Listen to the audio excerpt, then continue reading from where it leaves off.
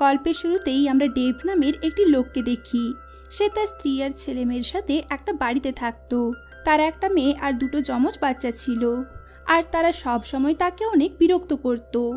এরপর পরের দিন ডেভ যখন অফিসে যায়, তখন সাবরিনা নামের তার একজন কলিগ তাকে কিছু ফাইলপত্র দিতে আসে। কথা বলতে বলতে ডেভের নজর সাবরিনার ট্যাটুর উপর পড়ে। ডেভের সাবরিনাকে এতই পছন্দ হয়ে যায় যে সে যখন চলে যাচ্ছিল তখনও ডেভ তার দিকেই দেখে যাচ্ছিল। এরপর ডেভের কাছে তার বন্ধু মিচের কল আসে। সে এখনো পর্যন্ত সিঙ্গেল, আর সে এখনো একাই থাকে।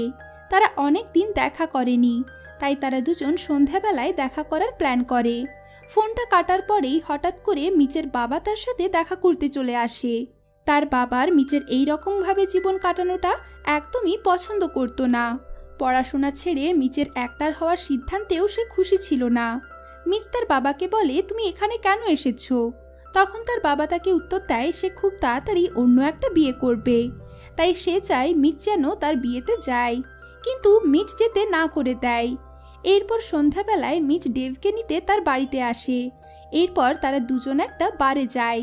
সেখানে তারা ড্রিঙ্ক করতে করতে বেসবল ম্যাচ দেখে। কিছুক্ষণ পরে তারা দুজন নিজেদের জীবনের ব্যাপারে কথা বলতে থাকে। মিচ ডেভকে এটাও বলে তার আলাদা আলাদা মহিলাদের সঙ্গে সম্পর্ক আছে। তার এই কথা শুনে ডেভের সাবরিনার কথা মনে পড়ে যায়। তখন তার মনে হয় সে এই কাজটা বেছে নিয়ে আর তাড়াতাড়ি বিয়ে করে ভুল করে ফেলেছে, না হলে সেও এখন মিচের মতোই অন্য মেয়েদের সাথে ফুর্তি করত।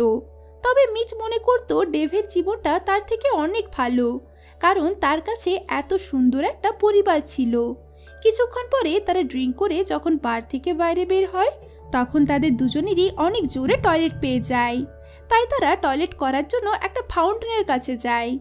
এখন তাদের দুজনের মাথায় একটা কথাই চলছিল যে তারা তাদের জীবনটাকে যদি বদলাতে পারত তাহলে অনেক ভালো হতো।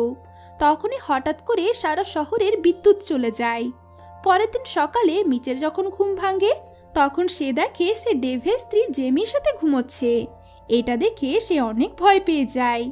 এরপর যখন সে নিজেকে আয়নায় দেখে, তখন সে নিজেকে ডেভের শরীরে দেখে অনেক ঘাবড়ে যায়।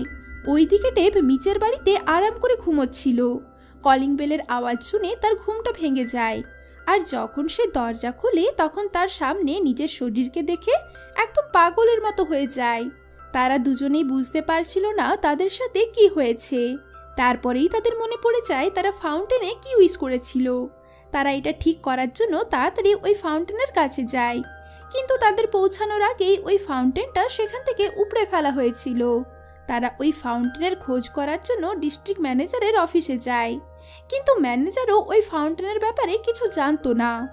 এখন ডেভ চিন্তা করতে থাকে, কারণ আজকে তার অফিসে অনেক বড় একটা মিটিং আছে, আর ওইদিকে মিচকেও একটা শুটে যেতে হবে। এখন তাদের কাছে কিছুদিনের জন্য একে অপরের জীবন কাটানো ছাড়া আর কোনো উপায় ছিল না। এরপর মিচ ডেভের অফিসে যায়। তখন সে অনেক খাবার দেখতে পেয়ে খাবারগুলো তাড়াতাড়ি তার পকেটে ঢোকাতে থাকে। তখনই সাবরিনা সেখানে পৌঁছে যায়, আর সে মিচের হাতে ফাইল দেখে তাড়াতাড়ি তাকে মিটিংয়ে পাঠিয়ে দেয়। কিন্তু মিচের ব্যবহারের কারণে মিটিংয়ে সবার নজর তার দিকেই ছিল। এরপর তাকে যখন কোম্পানি নিয়ে কিছু প্রশ্ন করা হয়, তখন সে কোনো উত্তরই দিতে পারে না। এর সাথে সাথে তার ব্যবহারও খুব খারাপ ছিল। এর ফলে ডেভের বসের অনেক রাগ হয়। ওইদিকে ডেভ মিচের শুটে পৌঁছায়।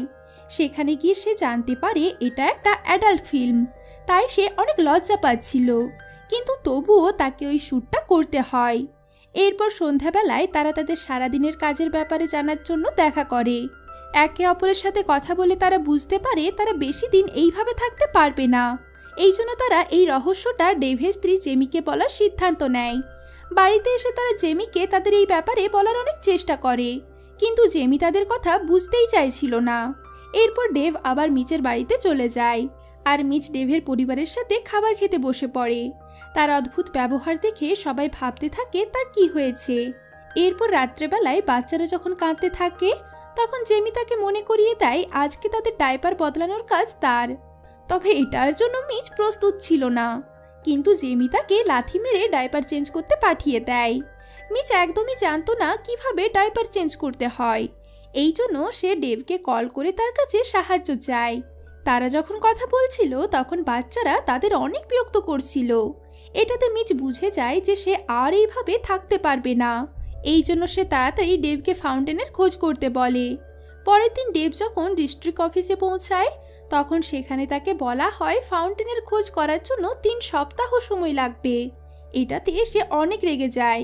এরপর সে এই কথাটা বলার জন্য যখন মিচের বাড়িতে যায় তখন সে দেখে জেমি কাঁদছে। ডেভ যখন তাকে এই ব্যাপারে জিজ্ঞেস করে তখন জেমি বলে সে তার হাজবেন্ডের ব্যবহারে অনেক চিন্তিত। কিছুদিন ধরে সে তাকে একদমই সময় দিচ্ছে না। এরপর সে মিচের সাথে দেখা করে তাকে ফাউন্টেন খোঁজার কথাটা বলে। তখন মিচ রেগে গিয়ে বলে 3 সপ্তাহ তো দূরের কথা, আমি আর 1 মিনিটও এইভাবে থাকতে পারছি না। কিছুক্ষণ ঝগড়া করার পরে ডেভ তাকে বোঝায় 3 সপ্তাহ যখন থাকতেই হবে তখন আমাদের ভালোভাবেই থাকা উচিত। এরপরে ডেভ মিচকে তার জীবনের সব কথা বলতে শুরু করে। এরপর তারা যখন অফিসে যায় তখন সাবরিনা মিচকে বলে তাদের কোম্পানির মার্জারের মিটিং আরও একবার হতে চলেছে। এটা শুনে ডেভ অনেক খুশি হয়। এরপর মিচ সাবরিনাকে ডেভের সাথে পরিচয় করিয়ে দেয় আর তাদের দুজনকেই একটা ডেটে যেতে বলে। ডেভ সেখান থেকে বেরোতেই মিচের কাছে তার বাবার কল আসে। সে তাকে ডেভ ভেবেই তার সাথে কথা বলছিল। কিছুক্ষণ পরে মিচ ডেভ হয়ে তার বাবার সাথে দেখা করতে আসে। তখন তার বাবা তাকে তার দ্বিতীয় বিয়ের কথা বলে।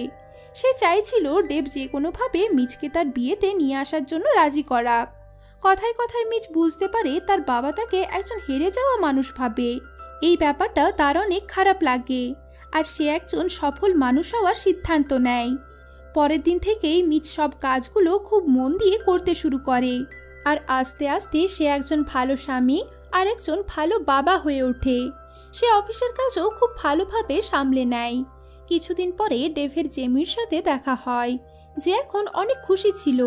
তার কথা শুনে ডেভেরও অনেক ভালো লাগে। আস্তে আস্তে মিচ ডেভের সব কাজ সামলে নিয়েছিল আর অন্যদিকে ডেভ মিচ হয়ে জীবনটা ফুর্তি করে কাটাচ্ছিল। সে সব সময় আলাদা আলাদা জায়গায় ঘুরতে যেত, কিন্তু এখনও সাবরিনার সাথে ডেটে যাওয়ার জন্য রেডি ছিল না। এই জন্য মিচ বাড়ি এসে তাকে ডেটের জন্য তৈরি করে দেয়। এরপর ডেভ সাবরিনার সাথে দেখা করার জন্য একটা রেস্টুরেন্টে যায়। সে সেখানে অনেক খুশি ছিল, কিন্তু সাবরিনা বলে সে এখানে শুধুমাত্র তার বসের বলাতেই এসেছে। এটা শুনে ডেভ সেখান থেকে চলে যেতে চাইছিল, কিন্তু সাবরিনার অনেক খিদে পেয়েছিল। তাই সে বলে আমরা যখন এসেই পড়েছি তখন আমরা খাবার খেতেই পারি। এরপর তারা যখন খাবার খাচ্ছিল তখন তারা একে অপরের সাথে কথা বলতে শুরু করে আর কিছুক্ষণের মধ্যেই তাদের দুজনের দুজনকে ভালো লেগে যায়। খাবার খাওয়ার পরে সাবরিনা কিছু অ্যাডভেঞ্চার্স করতে চাইছিল। এই জন্য তারা দুজনেই ট্যাটু করার সিদ্ধান্ত নেয়। রাত শেষ হওয়ার আগেই সাবরিনার মন বদলে যায়, তাই সে ডেভের সাথে আবার দেখা করতে চায়। পরের দিন সকালে জেমি মিচকে তাদের অ্যানিভার্সারির কথা মনে করিয়ে দেয়। জেমি চাইছিল সেদিন ডেভ যেন একটা ছোট্ট পার্টি রাখে, কিন্তু মিচ যখন বলে সে এখানে তার বিশেষ বন্ধু মিচকেও ডাকবে তখন জেমি তাকে মনে করিয়ে দেয় ডেভ তো মিচকে ডাকতেই চাইতো না, কারণ সে তার বদ অভ্যাসের কারণে তাদের অপমানিত করবে। এটা শুনে মিচের অনেক খারাপ লাগে, কিন্তু সে এই কথাটা নিজের মধ্যেই রেখে দেয়। ওইদিকে ডেভ যখন স্কেটিং করছিল তখন তার কাছে ডিস্ট্রিক্ট ম্যানেজারের কল আসে। সে তাকে ফাউন্টেনের ব্যাপারে বলে। এই কথাটা যখন ডেভ মিচকে বলার জন্য অফিসে যায় তখন সে সেখানে সাবরিনাকে দেখতে পায়। সাবরিনা তাকে জিজ্ঞেস করে সে কি তার সাথে বেসবল ম্যাচ দেখতে যাবে। এরপর ডেভ মিচের সাথে দেখা করে তাকে ফাউন্টেনের ব্যাপারে বলে, কিন্তু মিচ বলে সে আরও কিছুদিন এইভাবেই থাকতে চায়, কারণ কোম্পানির মার্জের কারণে সে অনেক পরিশ্রম করেছে। এতে ডেভও রাজি হয়ে যায় আর তারা তাদের জীবনে ফিরে যাওয়ার প্ল্যান আরও কিছুদিন পিছিয়ে দেয়। পরের দিন ডেভ সাবরিনার সাথে বেসবল ম্যাচ দেখতে চলে যায় আর এদিকে মিচ কোম্পানির মার্জের মিটিংয়ে পৌঁছে যায়। সেখানে অপর পার্টি $625 মিলিয়ন দিতে চাইছিল, যেটা এই ডিলের জন্য খুবই কম টাকা ছিল, কিন্তু ডেভের বসের কাছে আর কোনো রাস্তা ছিল না, তাই সে এই ডিলে রাজি হতেই যাবে। তখনই মিচের নজর পড়ে পাশের রুমে বসে থাকা আরও একটা কোম্পানির উপর। তারা তাদের কোম্পানির জন্য এখনও অপেক্ষা করছিল। মিচ বুঝে যায় ওই কোম্পানিও তাদের সাথে ডিল করতে চায়। এই জন্য মিচ এই জাপানিজ কোম্পানির সাথে $725 মিলিয়ন ডিল করার কথা বলে। তারা যখন রাজি হয় না তখন মিচ তার বসকে এখান থেকে যেতে বলে। এরপর তারা যখনই গাড়িতে বসতে যাবে তখনই একটা মেয়ে তাদের ডাক দিয়ে তাদের থামিয়ে দেয়, কারণ ওই জাপানিজ কোম্পানি তাদের সাথে $725 মিলিয়ন ডিল করতে রাজি ছিল। এটা শুনে ডেভের বস অনেক খুশি হয়ে যায়। সন্ধ্যাবেলায় অফিসের এত বড় একটা ডিলের কারণে একটা পার্টি রাখা হয়। সেখানে ডেভের কাজের অনেক প্রশংসা করা হয়, কিন্তু মিক জানতো এই প্রশংসার আসল অধিকারী হচ্ছে ডেভ। ওইদিকে ম্যাচের সময় বৃষ্টি পড়ার কারণে ডেভ সাবরিনাকে মিচের বাড়ি নিয়ে আসে। সেখানে তারা দুজন অনেক কাছাকাছি চলে আসে, আর তখনই ডেভের নজর সাবরিনার প্রজাপতি ট্যাটুর ওপর পড়ে।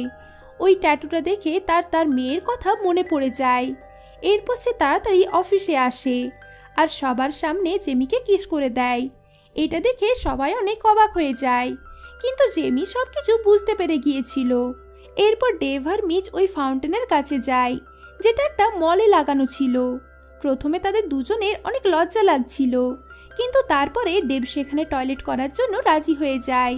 কিন্তু হঠাৎ করে মিচ ডেভকে জিজ্ঞেস করে সে তাকে তার পার্টিতে কেন ডাকতে চাইতো না। উত্তরে ডেভ বলে, আগে আমি এটা ভাবতাম, কিন্তু এখন আমি তোমাকে নিয়ে গর্ব করি। এটা শুনে মিচ অনেক খুশি হয় আর সেও টয়লেট করতে শুরু করে। এরপর তারা দুজন নিজেদের শরীরে ফিরে যাওয়ার প্রার্থনা করে, আর আরও একবার সারা শহরের বিদ্যুৎ চলে যায়। এই সুযোগে তারা দুজন সেখান থেকে পালিয়ে যায়। পরের দিন সকালে তারা দুজন নিজেদের শরীরে নিজেদেরকে দেখে অনেক খুশি হয়। এদিকে ডেভ তার পরিবারের সাথে সময় কাটাতে চাইছিল, আর ওইদিকে সাবরিনা মিচের বাড়িতে তার পার্স নিতে আসে। তখন মিচ তাকে ব্রেকফাস্টের জন্য নিমন্ত্রণ করে। কিছুদিন পরে মিচ তার বাবার বিয়েতে যায়, আর এর সাথে সাথে সাবরিনার সাথে ডেভের অ্যানিভার্সারি পার্টিতেও যায়।